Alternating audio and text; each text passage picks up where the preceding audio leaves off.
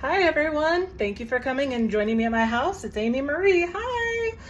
All right, so I gotta tell you some bad news. I have tried and I've tried to save that bow video. I really wanted to post it. I did it once, edited it wouldn't upload. I did a bunch of stuff to my phone, to the software. I re-edited, put it up again, and it just will not load. Somewhere the video is corrupt. I'm sorry, I don't know where the video is corrupt, but it's corrupt, so it's gone.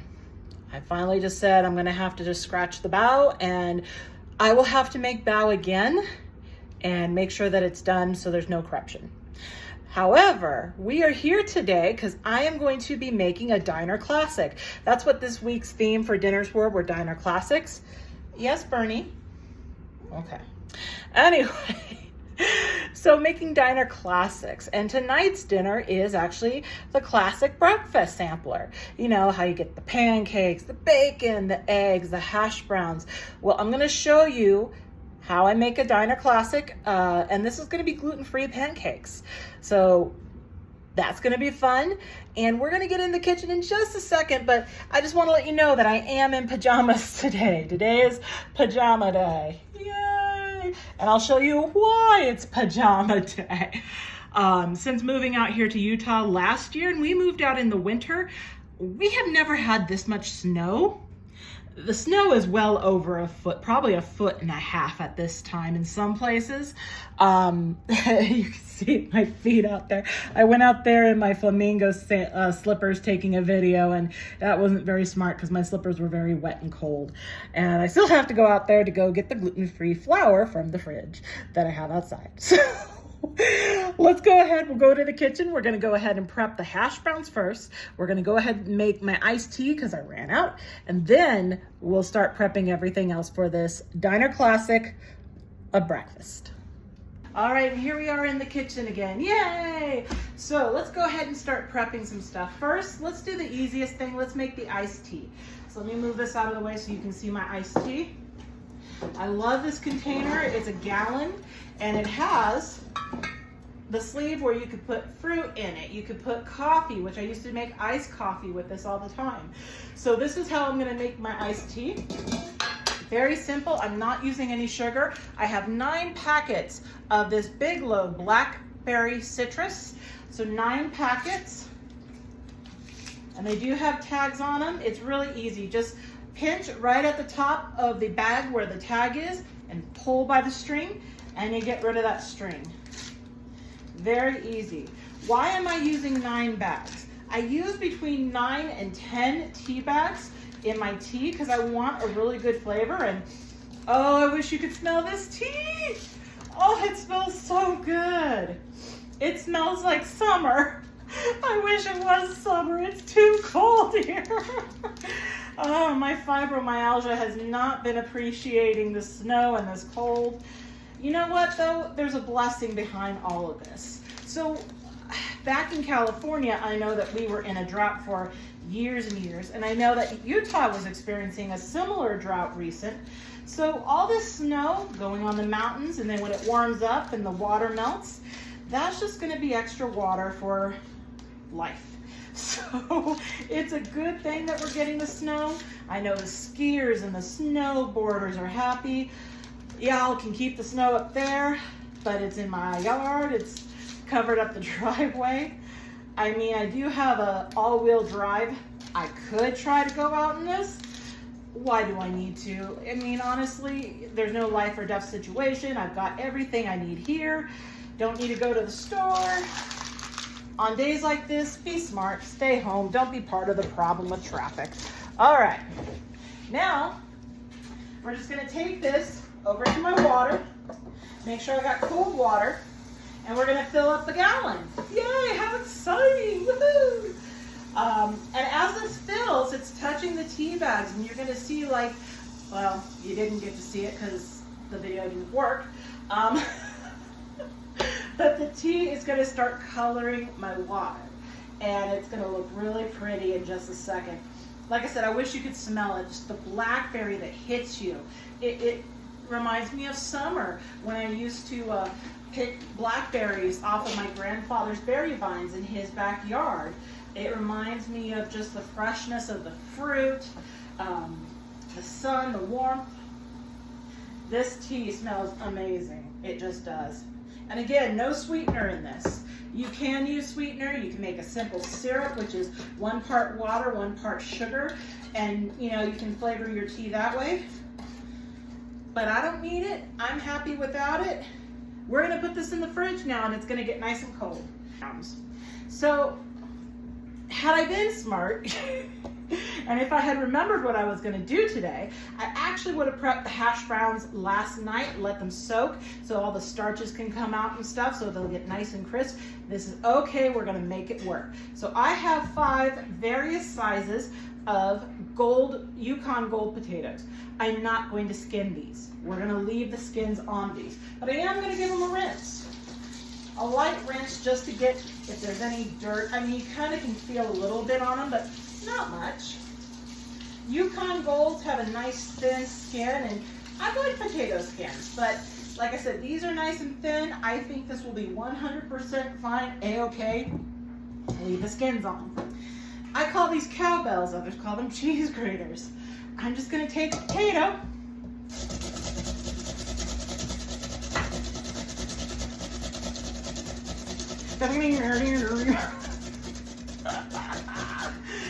all right, and this potato is getting shredded. I gotta watch my fingers and my fingernails because if I'm not careful, those are gonna get shredded too. All right, you won't see all of this. I'm gonna do miracle of editing and we're gonna take off the other potatoes, but I wanted to show you this, and after I get all the other potatoes shredded, when we come back, I'm gonna show you what I do next with these potatoes. So stick around.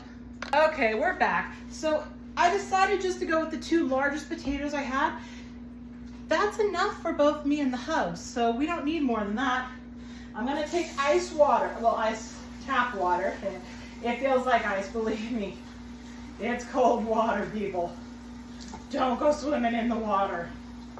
All right, and I'm gonna cover my hash browns. I'm actually gonna let them sit. I'm gonna try to let them sit at least an hour now. And as they do, the starch that's in them is actually gonna rise up to the surface. It's gonna separate from the potato. I'm also trying to prevent as much browning or oxidation, there we go, happening.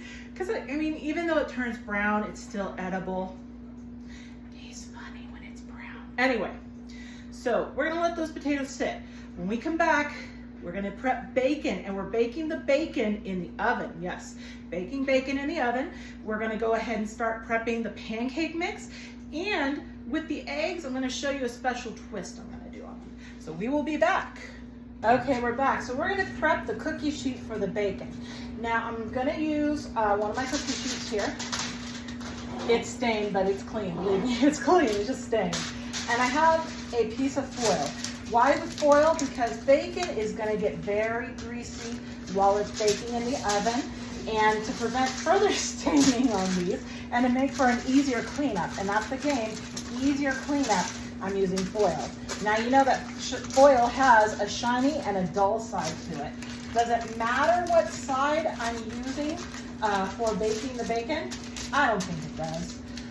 If it does, and you know that it does, leave me a comment and tell me that, hey, you're wrong. The shiny bacon, the shiny side of foil, that's all folks. I can't tell. The shinier side of foil, it heats up more or whatnot. You can say that in the comments if you want. Or you can say, oh yeah, you're right, it doesn't matter what side. All right, this is the Costco thick cut bacon. I'm gonna do about 6 slices. Hubby loves his bacon. So we'll do about 6 slices. And just, I wanna show you. Look at how thick that is. That is actually gonna be a really nice bacon. Even though bacon does shrink up as it cooks, I find that this bacon, and especially doing it in the oven, I find that it actually doesn't shrink as bad as if I was frying it in a fry pan. Why am I baking the bacon instead of frying it in a fry pan? I actually do kind of prefer the taste. To me, I think it cooks a little more evenly. And again, I'm also protecting myself because when you fry bacon in the fry pan, what happens? You're dodging, you're getting splattered, you're getting hurt, you go, ow! And occasionally it does happen, it gets you in the eye. So when you do it in the oven, you don't have to worry about the splatter. All right, I'm gonna put this bacon in the oven. I'm preheating my oven. It's gonna be at 400 degrees, about 20-25 minutes, but I'm gonna check on it to make sure that I don't overcook it. So when I come back, we're gonna start getting the pancake mix ready. Okay, so we're back. We're getting ready to make our gluten-free pancakes. I already did a couple things so that we don't waste a lot of time. In this green bowl, I have 2 cups and a 1/3 cup of all-purpose gluten-free flour where I got the recipe off of American Test Kitchen. It has white rice flour, brown rice flour, potato starch, tapioca starch, and it also has some dry powdered milk. In this container with my liquids, I have 1 cup plus 3/4 of a cup of buttermilk. I have 2 egg yolks, which I separated from the egg whites. In my metal bowl, I've got the 2 egg whites. And then here I have 4 tablespoons of butter that I've melted. We are adding that into the liquid. Yay, butter, butter, butter, butter. All right, so what I'm gonna do is I'm gonna whisk this up first together to incorporate it. In order to whisk it, and whisk it good, grab that whisk. All right, so let's go ahead and let's well incorporate everything that's in here. Oh, I forgot to tell you, we also have 2 teaspoons of kosher salt, a teaspoon of baking powder, a 1/2 teaspoon of baking soda in here. Those are our dry ingredients with the all-purpose gluten-free flour. Now, tap, tap, tap, tap, tap, tap, tap, tap. Sorry, I don't know how much you guys are seeing. Let me show you the whisking motion again. Do, do, do, do. It's important to incorporate your dry ingredients before you add your liquid. Now, I'm mashing down to make sure that I'm breaking the yolks and doing this one-handed. I am really hoping and praying that my mixture does not go off the cliff here. But that's looking very nice and incorporated too. Now, again, let's see if I can do this one-handed. Oh, well, almost. All right. No, you can't one-handed, Amy. There we go. Almost off the phone into the egg yolks. So we got the egg yolks set on the KitchenAid. We're gonna go ahead and put the whisk on the KitchenAid, bring up the bowl. Now, we're gonna first start off on a low speed, probably about 2. And maybe a little bit faster. There we go. This is gonna become frothy, really nice and frothy. And then after it becomes frothy, we're gonna hike up the speed so that we get some nice stiff peaks. Now what I'm gonna do, stir this one more time. I'm gonna put my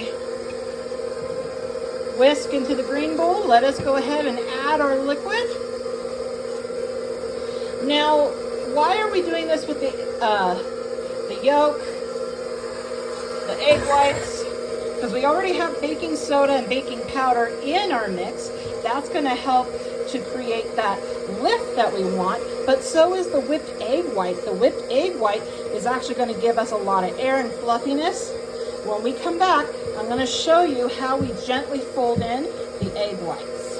All right, so I just got done with my egg whites, and I may have gone a little too far, but stiff peaks, it's holding.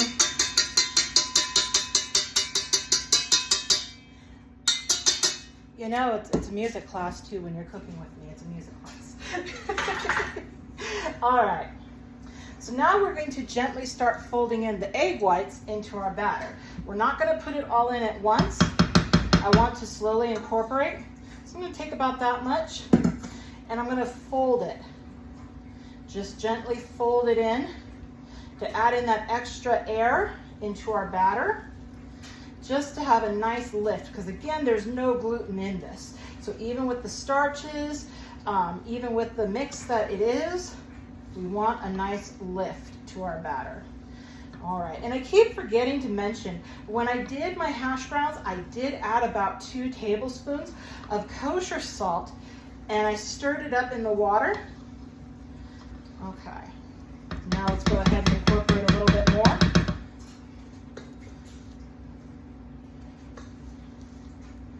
And the reason why I did that is that you do want to add salt to everything, and that salt's going to help flavor up the potatoes. So again, as you see, I'm just gently folding. I'm not doing anything rapid. This is not a whisking movement. This is gently folding it in, slowly incorporating. And you may have a few ribbons of the white, the egg white. That's okay, it's not going to kill you. I already have our skillet. It's a cast iron skillet, preheating. I have it about medium low, and I've already put a little bit of oil. It's canola cooking spray on it, just to give it a little bit more of that non-stick when I'm ready to flip. And this is the last of the egg white, y'all. Let's incorporate the last of this egg white. Like I said, it's a music class when you're cooking with Amy. All the pots and pans clink and clanking. And when I made the bath video, I'm actually kind of glad that one part was corrupted where you guys didn't have to experience it. I was showing you my bamboo steamer, and I didn't do a very good a job explaining the bamboo steamer, and I felt bad. But anyway, I was putting parchment paper in it. I lifted up the parchment to show you what the bottom of the bamboo steamer looked like, and then trying to put the parchment back down, it was the noisiest thing in the world. I was like, oh my Lord, this phone picks up sounds so well, but that's loud. All right. Beautiful pancake batter. You wouldn't know it's gluten-free. All right, we're gonna move. Moonwalk, moonwalk. Yes, I had to take the sweater off. Oh, that was smart. I have containers here. I need to move the container. Hold on, time out. We'll come back. Give me a sec. Okay, while I had to move things around, I want to show you the bacon real quick. It is done. This is a little bit rarer than I like my bacon. Excuse me. I like my bacon a little bit crispier. However, the hubs, he likes it about this way. And so, because I try to be as nice as possible. You're welcome, honey. You know, everybody has their own preference when it comes to bacon, just like you have your own preference to coffee and to how you want your steak cooked. So his preference is just before it's really nice and crispy, which is weird. I like mine crispy. Anyway, I digress. Let's go ahead, and I'm going to transfer immediately from my cookie sheet to a couple of paper towels that are on my plate here. And then I'm going to get some more paper towels. Don't worry about the tongs, we don't need them anymore. That is the beauty of having a dishwasher machine. It just saves me so much time. All right. Pat, pat, pat, pat, pat, pat, pat, pat, pat, pat. Bacon has been patted. We're going to try to draw out that grease. Now let's come back over here to my setup. All right, I hope y'all can see me now. Cast iron griddle. If you can use a cast iron griddle, awesome. If you have any sort of griddle, that's cool beans too. And if you don't at all, you have a fry pan, use a fry pan. It's not going to kill you. I mean, yeah, you want to do your pancakes on a flat surface as much as possible. Okay, I'm going to just give one more gentle fold. And now I'm taking a 1/4 cup measuring cup. Like I said, this is already preheated, about medium low because I just couldn't watch it at the time. We're going to take about a 1/4 cup of batter at a time. Ooh, it's sizzling as soon as it hits. Now, pancakes are easy to, oops, we're going to pretend we didn't see that. Pancakes are actually really easy to customize as well. When I used to work for my company back in California, well not mine, but when I used to work with my adults with disabilities back in California, I had a recipe for Italian style pancakes. And you know, us being American, let's just be honest. What it was pizza ingredients put into a pancake, cooked up, and then you had a little cup of marinara sauce to dip it all in. So you had your pepperoni, you had onion, you had bell pepper. I can't remember if we did mushroom and olive, but we also had mozzarella cheese in the mix. Like I said, you put it up on the griddle like this, and you just cooked it up, and you ate it up. And that was actually a favorite of a lot of our guys.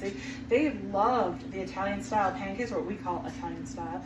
I know now all of my Italians that are watching this are like, bad Amy for saying that is Italian pancakes. I know there is a real Italian pancake. I apologize, I don't know the name of it right now. All I can think of is crepes, and I know that's French, so I'm sorry, y'all. All right, so like with any pancake batter, you don't want to flip it until you start seeing the bubbles popping up.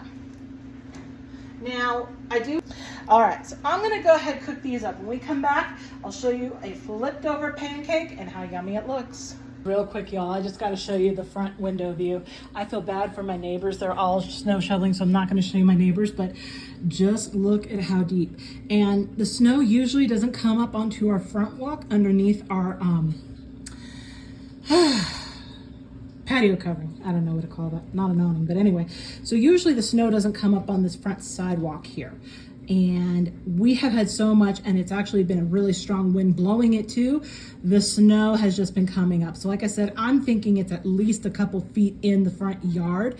It's at least a couple feet in the driveway. And hubby actually has a gas power snow blower, and he was snow blowing, trying to get it out of the way this morning so he could go to work. And yeah, it was fun for him. Oh, Bernadette. Bernie wants to say hello. Bernie, say hi. Bernie, say hi. Beautiful kitty cat. All right. Okay, so we flipped the pancakes. These are still the first pancakes. I don't know if you can tell, but they are actually pretty fluffy. I'm very impressed. So the egg whites and the baking powder, the baking soda, that helped to give it lift. Now, as you can see, this one's kind of dark, this one's it, and that one's it. So I turned down the burners a little bit. They're actually cooking not quite like I was expecting. I didn't see as many bubbles, so I got tricked. So I'm gonna be a little more careful, watch these. And once we get these all baked up, not baked, griddled up, excuse me, I can't talk. Then we'll go finish hash browns, and then we'll get the eggs going. Okay, so pancakes are done. I got them all done. Next, we're gonna start getting the hash browns ready. Now the hash browns, I already drained them. They look like this, so there's still a lot of water. You don't want a lot of water in these. So now we're going to get a clean kitchen towel. I didn't warn you. Yeah, clean kitchen towel. We're gonna put them right inside this clean kitchen towel over the sink. And we are going to squeeze and squeeze and squeeze as much water out of these potatoes as we can. Oh, the more that we squeeze out, the crispier they're gonna crisp up. I'm gonna use the same cast iron griddle. I'll season these potatoes when we get over there. In fact, let's just go take a walk right now. Now remember, there's already hot, there's oil. Now we're gonna be putting these potatoes on.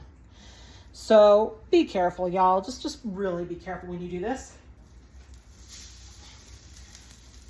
I have to clean up this stove top.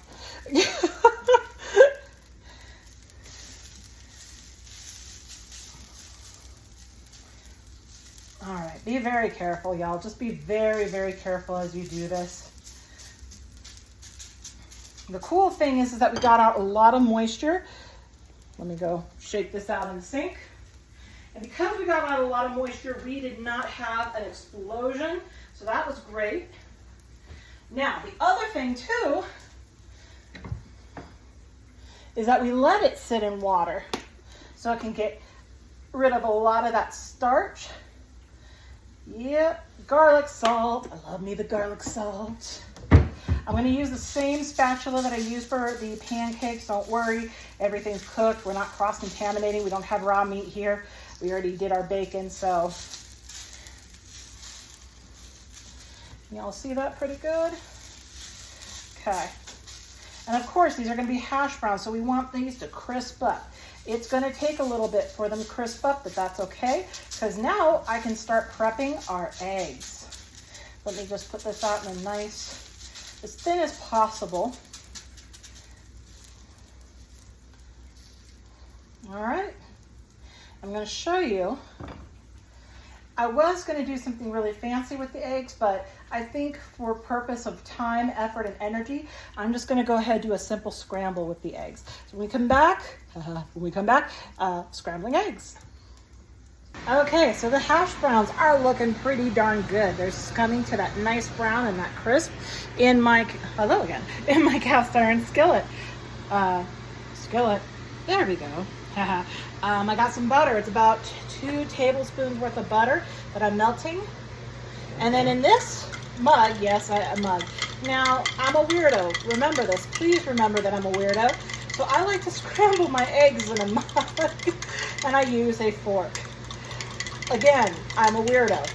You don't have to do this part. You can do it in a bowl like most normal people. But again, remember, weirdo right here. So, where did my... I lost my blue. Oh, there they are. I like these blue pot holders.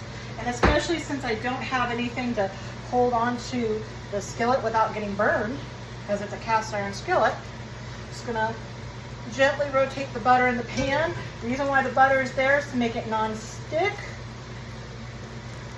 And again, it makes the eggs taste good. So there's 5 eggs that I've whisked up in just about a tablespoon to 2 tablespoons of water. I put my seasoning in, add it straight in. Try to scrape out as much of that yummy egg as possible. All right. Now, I have gone through so many whisks and so many spatulas. I'm going to immediately start moving my eggs around. I'm not going to let it just sit because I'm making scrambled. I want to start building these individual egg curds, I guess is what I'll call them, egg curds. And you don't want a ton of butter because we're not frying. We're just cooking these guys up. And as you can see, maybe, no, I think you can see it. The eggs are already curdling, and that's what I want. I want these eggs to curdle.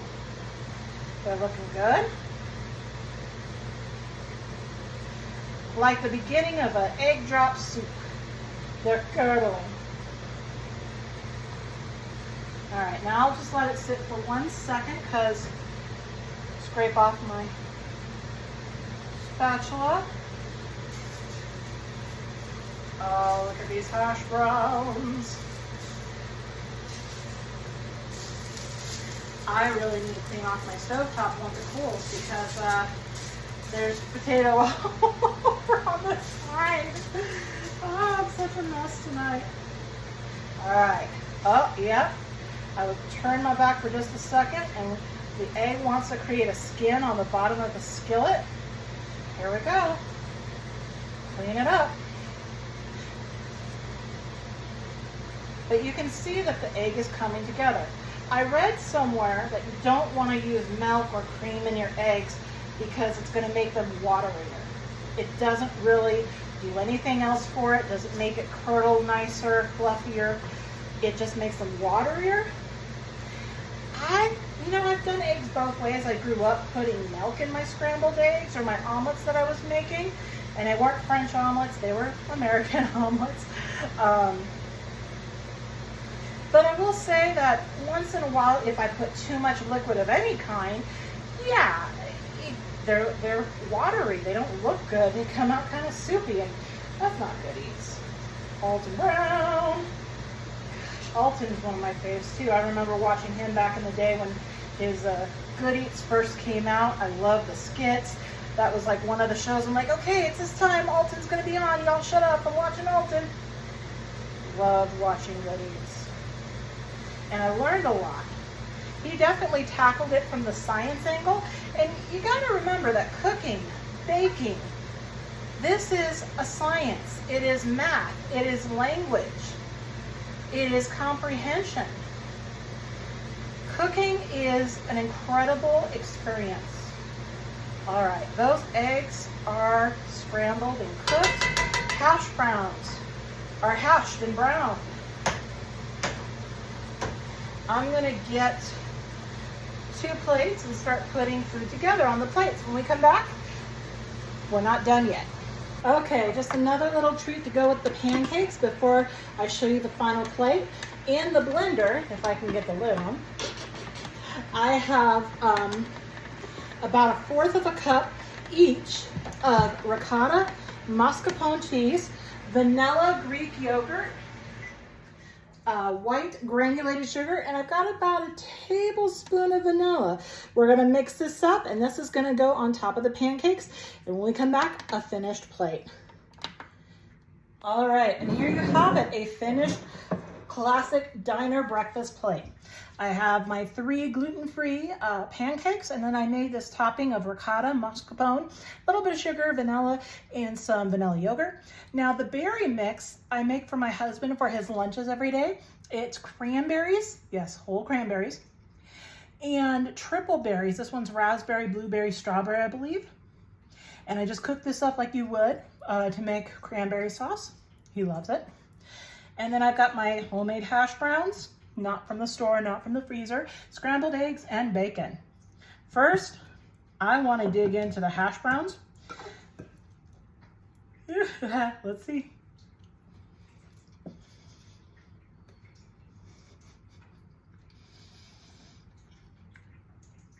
I could have crisped them a little bit more.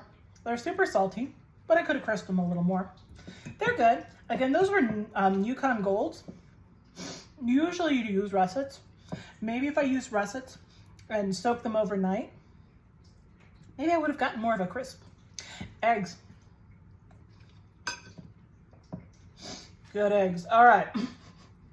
Enough about the eggs. We want to know about the pancakes. All right.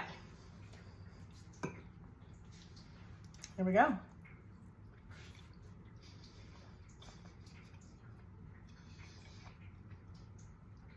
You can't tell they're gluten-free. These are good. And I love the topping I made. I didn't put extra butter. Well, I mean extra sugar, but no extra butter. The berries, I cooked them with half less sugar than usual. So the whip, mascarpone, ricotta, yogurt mixture helps to sweeten it. Oh my gosh, this is good. I am at a classic diner having breakfast for dinner. Yum. All right. Thank you everyone for staying tuned. And if you like this video, remember, like, ask me questions, comment, or, suggestions, and subscribe. All right. Talk to you later. Bye.